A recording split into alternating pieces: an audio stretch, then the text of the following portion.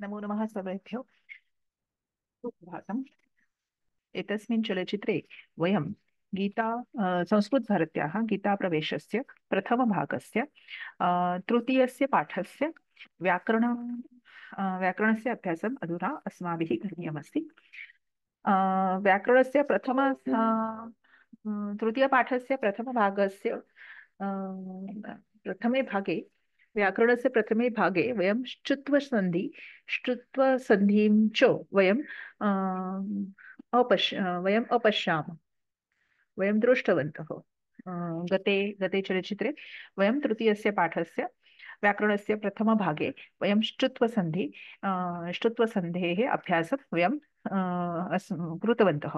अधुना तृतीयस्य पाठस्य व्याकरणं बहु दीर्घः व्याकरणभागः अस्ति।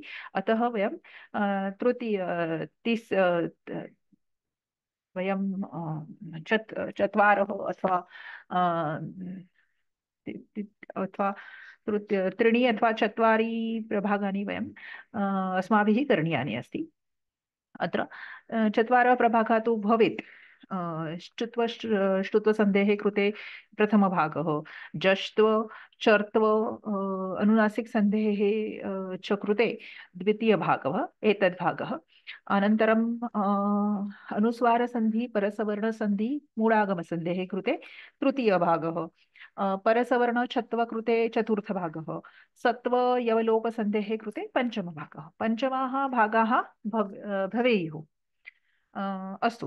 एतस्मिन् द्वितीयचलचित्रमस्ति तृतीयपाठस्य व्याकरणस्य कृते। अस्तु। पृष्ठक्रमाङ्कः अस्ति संस्कृतभारत्याः गीताप्रवेशस्य प्रथमभागस्य पृष्ठक्रमाङ्कः अस्ति 32। Page number 32। ओके, प्रथममहं दर्शिकां दर्शयामि। अनन्तरं एतस्मिन् चलचित्रे वयं जष्ट्वसन्धेः, अनन्तरं चर्त्वसन्धेः, अनन्तरं वयं किं करणीयं, अनुनासिकसन्धेः अभ्यासम् अधुना एतस्मिन् चलचित्रे वयं करिष्यामः। किमर्थं मया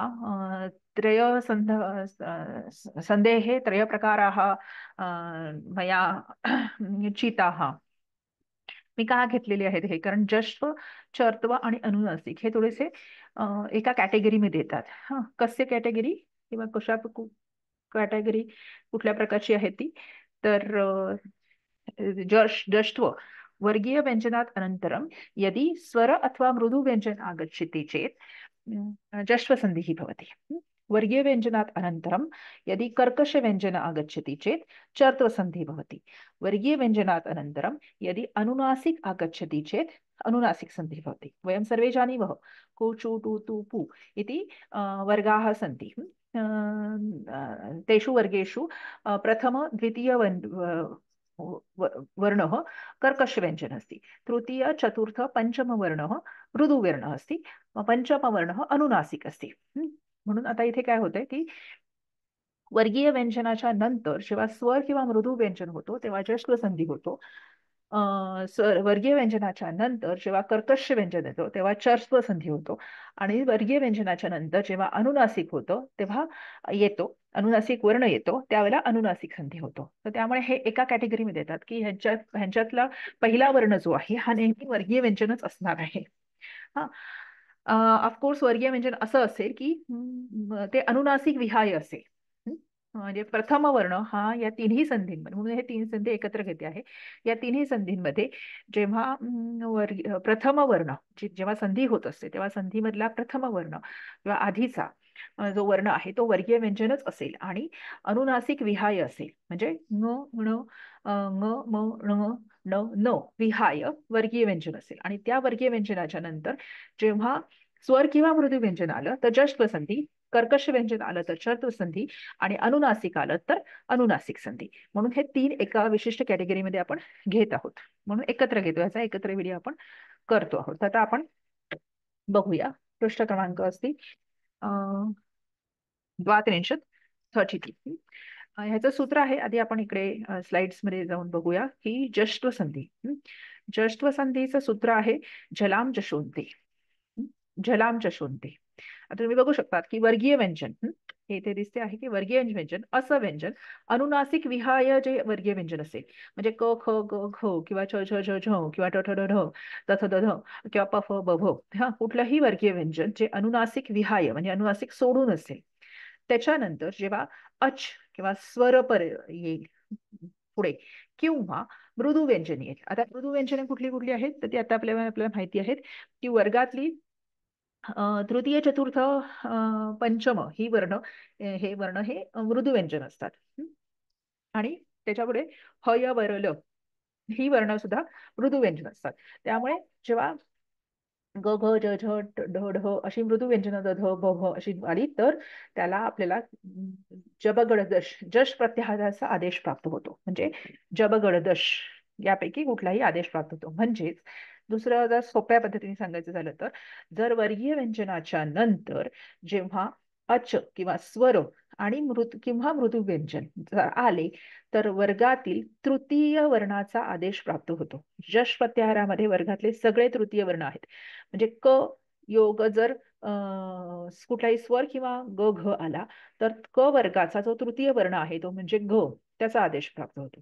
जेव्हा च नंतर स्वर किंवा मृदू व्यंजन कुठलंही आलं तर च वर्गातला तृतीय वर्ण कुठला आहे ज ज चा आदेश प्राप्त होतो. असं सगळ्या वर्गांना लागू पडतं. म्हणजे प जर म्हटलं प वर्गातला प फ ब भ या कुठल्याही वर्णानंतर जेव्हा स्वर किंवा मृदू व्यंजन आलं तर त्याला तृतीय वर्णाचा आदेश प वर्गातला तृतीय वर्ण कुठला आहे प फ ब ब आहे. त्यामुळे ब वर्णाचा आदेश प्राप्त होतो.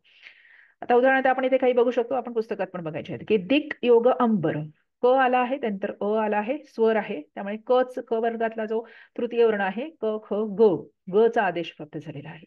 त्याच्यानंतर अच योग अ आला आहे स्वर आलेला आहे. इथे सगळे स्वर आलेले आहेत पुढे त्यामुळे च वर्गातला तृतीय वर्ण जो ज त्याचा अजंत आदेश प्राप्त झालेला आहे. पुढे जर आपण मृदू व्यंजन बघितली तर इथे आपल्याला दिसत आहे की पृथक योग बाला हा हे आपण ह्याच्यात पण बघू शकतो. पुस्तकांमध्ये जाऊया आपण तर आपल्याला जास्त चांगलं आपल्याला समजेल तिथे सुद्धा. ते त्यांनी इथे म्हटलेलं आहे की आता ही पहिली सगळी स्वर दिलेली आहेत हा तत् योग अस्माकम त वर्गीय व्यंजन आहे त्याच्यानंतर अ हा स्वर आलेला आहे त्यामुळे त योग अ त्यामुळे त वर्गातील तृतीय वर्ण जो द त्याचा आदेश प्राप्त झालेला आहे म्हणून तदस्माकम. आपण जर चौथं बघितलं हे मगाशी पण बघितलं होतं वाक योग ईश क योग स्वर आहे पुढे त्यामुळे क वर्गातील जो तृतीय वर्ण आहे ग त्याचा आदेश इथे प्राप्त झालेला आहे वाघीश. आता पुढे सुद्धा एतत योग ऋतम रू सुद्धा स्वर आहे त्यामुळे त वर्गातील त नंतर आलेला आहे रू त्यामुळे त वर्गातील तृतीय वर्ण जो द आहे त्याचा द चा आदेश प्राप्त एतत ऋतम. म्हणजे वर्गातल्या तृतीय प्रथम कुठल्याही वर्गीय व्यंजनानंतर जेव्हा स्वर किंवा मृदू व्यंजन येतं स्वर आला इथे स्वर आलेत फक्त त्यावेळेला तृतीय वर्णाचा आदेश प्राप्त होतो. आता ही खाली बघूया आपण पृथक बाला पृथक क योग ब ब हे प फ ब भ तृतीय वर्ण आहे त्यामुळे मृदू व्यंजन आहे. त्यामुळे क वर्गीय व्यंजनानंतर क नंतर जेव्हा ब आला मृदू व्यंजन तेव्हा क वर्गातील जो तृतीय वर्ण आहे क ख ग त्या ग चा आदेश आपल्याला प्राप्त झालेला आहे. पृथक बाला आता ही सगळी उदाहरणं मी वाचत नाही. उदाहरणार्थ आपण बुद्धी योगात पाचवं बघूया बुद्धी योगात त योग ध आहे ध मृदू व्यंजन आहे. वर्गातलं कितवं व्यंजन आहे त थ द ध चौथं व्यंजन आहे. आपण परत बघूया की वर्गातील क कुचू टू टू पू वर्गातील प्रथम आणि द्वितीय वर्ण हे कर्कश व्यंजन असतात. तृतीय चतुर्थ आणि पंच हे मृदू व्यंजन असतात. त्यामुळे बुद्धी योगात त योग ध त्यामुळे त योग ध तच्या जागी त्याचा तृतीय वर्ण द चा आदेश प्राप्त होतो बुद्धी योगात धनंजय. तसंच पुढे पण आहे हे सगळी उदाहरणं आपण नंतर बघू शकतो. आता ह्याच्यामध्ये काय झालेलं आहे आता पुढे बघूया आपण.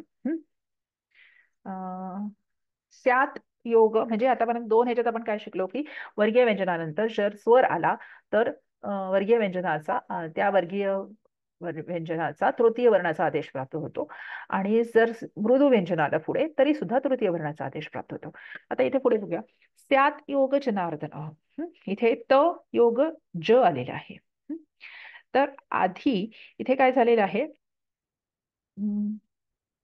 आता आपल्या आपण श्रुत्व संधी पण मागे बघितला होता की त नंतर जेव्हा च वर्गातील वर्ण येतील तेव्हा त्याला त्या त स्थानी च वर्गातील वर्णाचा आदेश प्राप्त होईल, म्हणून त च्या जागी इथे च चा आधी आदेश प्राप्त झालेला आहे हा श्रुत्व संधीच्या नियमाप्रमाणे. आणि नंतर त्याच्या पुढे च चा तृतीय च योग ज आहे, कारण ज मृदू व्यंजन आहे त्यामुळे वर्गीय व्यंजनानंतर मृदू व्यंजन आलं, म्हणून च च्या जागी तृतीय वर्णाचा म्हणजे ज चा आदेश प्राप्त झाला. ओके, म्हणून स्यात जनार्दन असं त्याला ह्याच्या इथे जस्त्व झाला, म्हणजे आधी इथे श्रुत्व झाला आणि नंतर जस्त्व संधी झाला.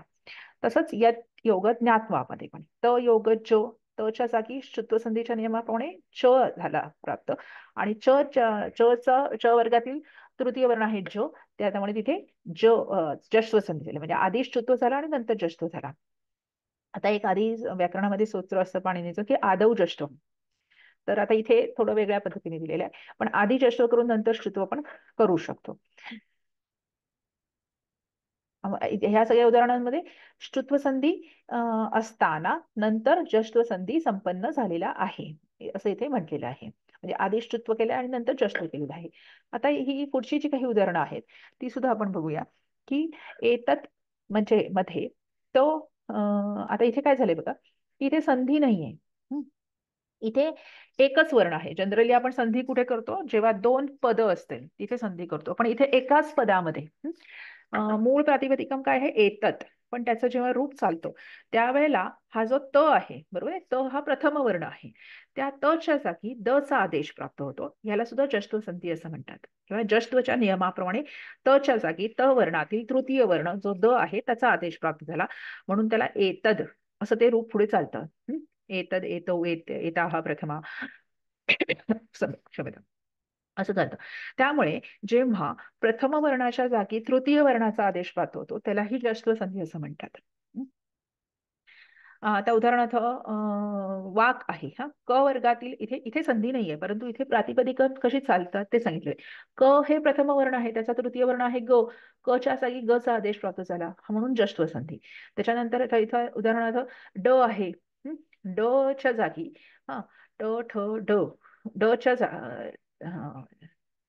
किंवा म्हणजे बऱ्याच वेळेला असं पण होतं की तृतीय वर्णाच्या जागी प्रथम वर्णाचा आदेश प्राप्त होतो, जसं लीड आहे. लीड हा ड हा तृतीयच वर्ण आहे, परंतु त्या तृतीय वर्णाच्या जागी प्रथम वर्णाचा आदेश प्राप्त होतो, तेव्हा ही जस्त्व संधी असं म्हटलं जातं. आता इथे काय झालेलं आहे की इथे इथे अमंगणानां विना पदांते स्थितस्य वर्गीय प्रथम व्यंजनस्य अवसाने सती तद्वर्गीयम तृतीय व्यंजनम आदेश संपन्न, म्हणजे वर्गातील प्रथम वर्णाच्या जागी तृतीय वर्णाचा आदेश झाला किंवा तृतीयस्येच्या प्रथमम म्हणजे तृतीयाच्या जागी जेव्हा प्रथमाचा पण आदेश प्राप्त झाला, अवसानम परत्र वर्णाभाव, म्हणजे पुढे कुठल्याही वर्णाचा अभाव आहे, त्यामुळे असे म्हणजे पहिल्याच्या जागी तिसरा किंवा तिसऱ्याच्या जागी पहिला हा असं झालं तर त्याला जस्त्व संधी असं म्हणतात.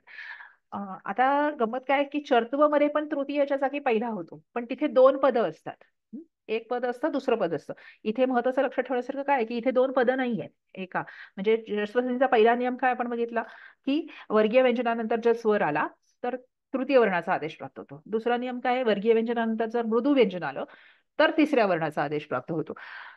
तिसरा नियम काय आहे की प्रथम वर्णाच्या जागी तृतीय वर्णाचा आदेश. चौथा नियम काय आहे की तृतीय वर्णाच्या जागी प्रथम वर्णाचा आदेश, पण तो कुठे, हे हे पहिले जे दोन नियम होते तिथे दोन पदं असतात, पुढचे जे दोन नियम आहेत तिथे एकच पद असतं, एकाच प्रातिपदिकांमध्ये ते कसे चालतात वेगळं ते दाखवलेलं आहे. त्यामुळे जस्त्व संधीचे एकूण 5 नियम आहेत. पाचवा आपण पुढे बघतोय. सो पहिले जे दोन नियम बघितले की स्वर आणि मृदू व्यंजन, तिथे दोन दोन पदं असतात, वेगवेगळी पदं असतात, त्याच्यामध्ये संधी होत असतो. इथे काय आहे, पद एकच आहे, त्यामुळे ही एक महत्वाची गोष्ट आहे, ती लक्षात ठेवण्यासारखी आहे. कारण पुढे चर्त्व संधी येईल त्याच्यामध्ये सुद्धा तृतीयच्या जागी पहिल्या वर्णाचा आदेश प्राप्त होईल, परंतु तिथे दोन पदं असतात. दोन पदं असतात तेव्हा चर्त्व संधी असतो, पण एकाच पदामध्ये जेव्हा पहिल्याच्या जागी तिसरा किंवा तिसऱ्याच्या जागी पहिल्या वर्णाचा आदेश प्राप्त झाला तर तो जस्त्व संधी आहे. हे फार महत्वाचं आहे. सो इथे एकच पद आहे हे लक्षात ठेवलं की मग गोष्टी सोप्या होतात. पुढे पुढचा पाचवा जो नियम आहे तो असा आहे जस्त्व संधीचा की शश योग आनह आनन. आता इथे काय झालेलं आहे की श म्हणजे श नंतर तालव्य नाही, मूर्धन्य श नंतर जेव्हा स्वर आला तर त्याला ड चा आदेश प्राप्त होतो. हं? हा नियम आहे. याच्यात पहिल्या तृतीय वर्ण असं काही नाहीये. श च्या नंतर जेव्हा स्वर येतो किंवा मृदू व्यंजन येतं, त्यावेळी त्या त्या च्या जागी ड चा आदेश प्राप्त होतो. त्यामुळे षडानन किंवा शशयोगभ्याम भ हे मृदू व्यंजन आहे. त्यामुळे श या वर्णानंतर जेव्हा स्वर किंवा मृदू व्यंजन आलं तर त्या च्या जागी ड चा आदेश प्राप्त होतो. पर्टिक्युलर ड असं त्याच्यात दिलेलं आहे. तृतीय वर्ण वगैरे काही नाहीये. च्या जागी ड चा आदेश प्राप्त होतो. तर हा झाला आपला जश्त्व संधी. पुढे पण एक उदाहरण दिलेले आहे. द्विष योगभ्याम. श नंतर भ हे मृदू व्यंजन आहे, त्यामुळे च्या जागी ड चा आदेश प्राप्त होतो. त्यामुळे द्विडभ्याम असा त्याचा उल्लेख होतो. परंतु आता काही ठिकाणी प्रत्येक नियमाला अपवाद असतो. इथे त्यांनी म्हटलेलं आहे की पदांते स्थितस्य शकारस्य स्वरी मृदू व्यंजने वा परे, म्हणजे पदांते स्थित जेव्हा श असेल, मूर्धन्य श असेल, त्यावेळेला त्याच्या पुढे जर स्वर किंवा मृदू व्यंजन आलं तर डकारादेश संपन्न ड चा आदेश प्राप्त होतो. आता ह्याला एक अपवाद आहे. तर पदांते स्थितस्य शकारस्य टकारो वा डकारो वा संपन्न, म्हणजे आता इथे काय झालंय बघा की इथे परत इथे दोन पदं आलेली आहेत.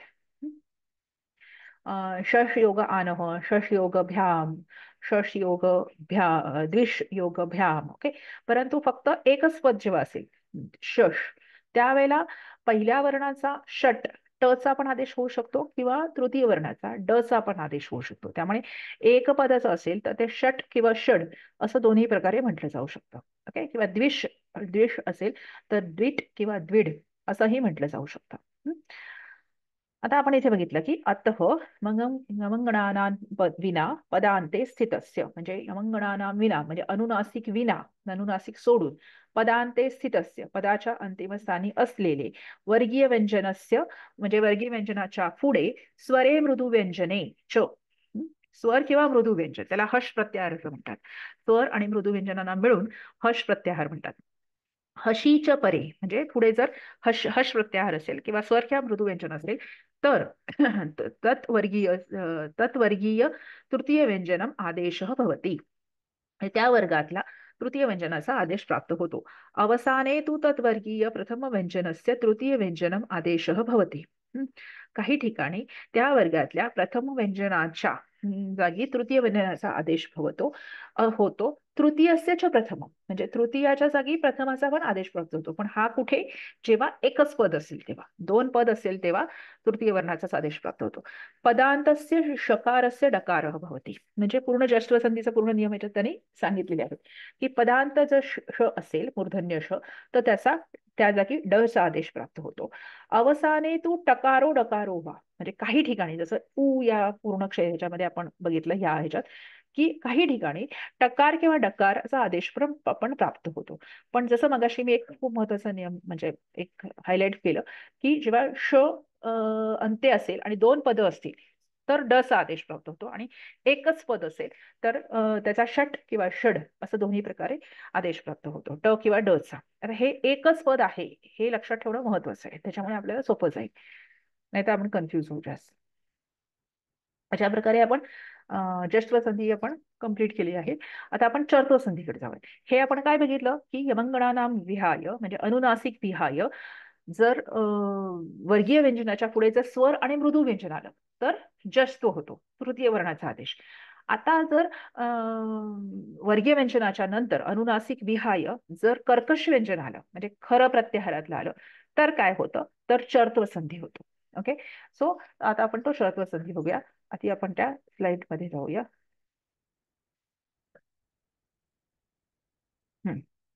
आता चर्त्व संधी म्हणजे थोडक्यात काय त्यांनी म्हटलंय बघा, एक मिनिट फक्त. हा, खरीच हे सूत्र आहे, जलाम चषून ते जश्व संधीचं सूत्र आहे. खरीच हे चर्त्व संधीचं सूत्र आहे.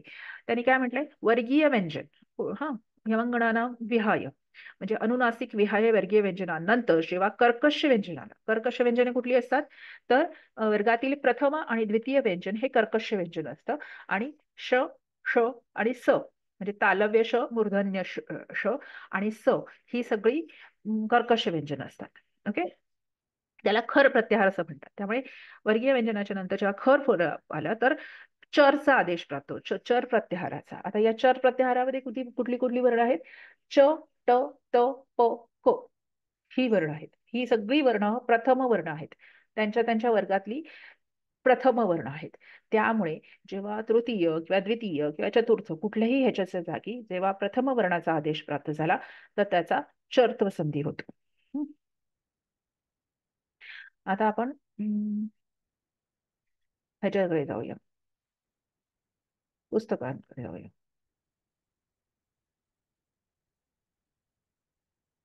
चर्त्व संधी. इथे पण त्यांनी तेच म्हटलेले आहे की षड योग कोनः ड योग क च्या जागी ड च्या, त्या ड हा तृतीय वर्ण आहे. त्याच्या जागी त्याच्यानंतर क हे कर्कश व्यंजन आलेलं आहे.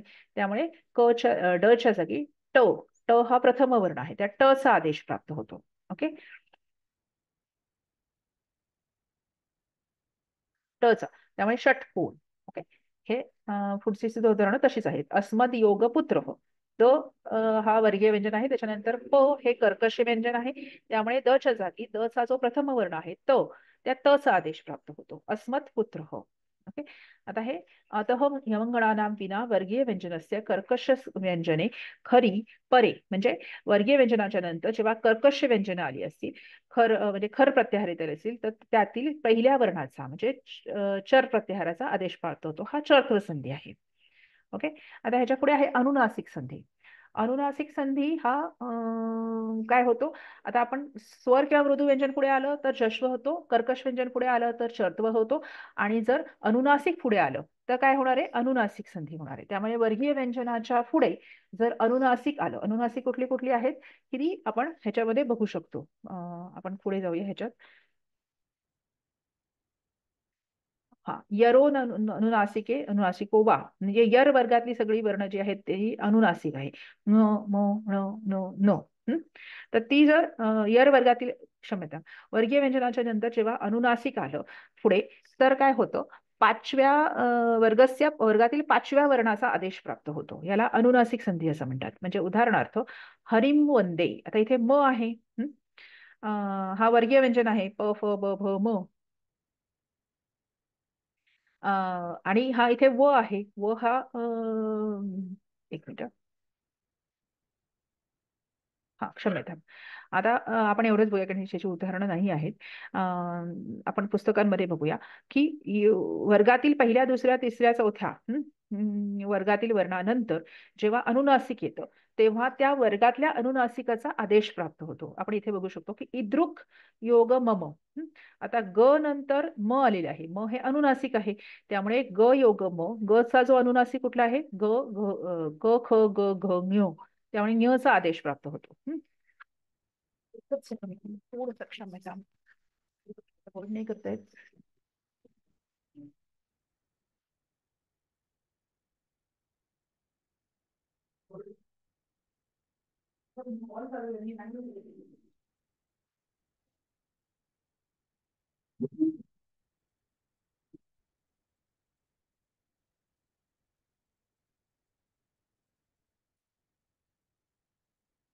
हा, क्षम्यता.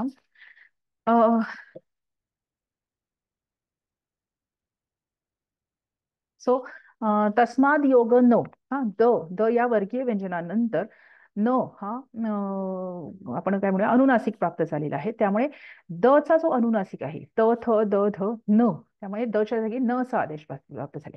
त्यामुळे तस्मान न. ओके, सुहृद योग मित्र. द योग म, पुन्हा तेच आहे. म हा अनुनासिक आहे त्यामुळे द च्या जागी न चा आदेश प्राप्त होतो. त्यामुळे सुरुन मित्र. सो अशा प्रकारे ह्या अनुनासिक संधीमध्ये आपण काय बघितलं? एतेषु उदाहरणेषु वर्गीय व्यंजनेभ्य परतः अनुनासिक व्यंजनम अस्ति, म्हणजे वर्गीय व्यंजनाच्या नंतर जेव्हा अनुनासिक येतो तेव्हा त्या वर्गातल्या अनुनासिकाचा आदेश प्राप्त होतो. याला आपण अनुनासिक संधी असं म्हणतो. आता उदाहरणार्थ एक दुसरं उदाहरण दिले की चिद योगमयम, त्या जागी पुन्हा चिन्मयम असंच आहे.